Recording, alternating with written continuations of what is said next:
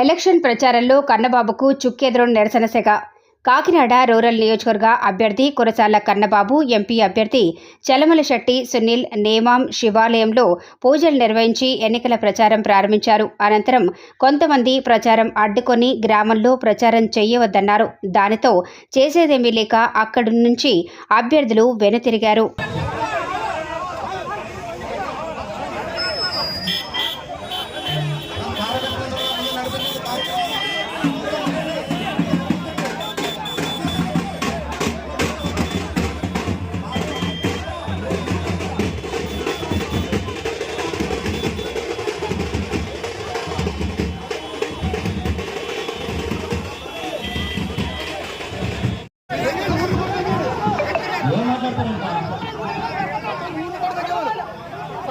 ఏం మాట్లాడతారా?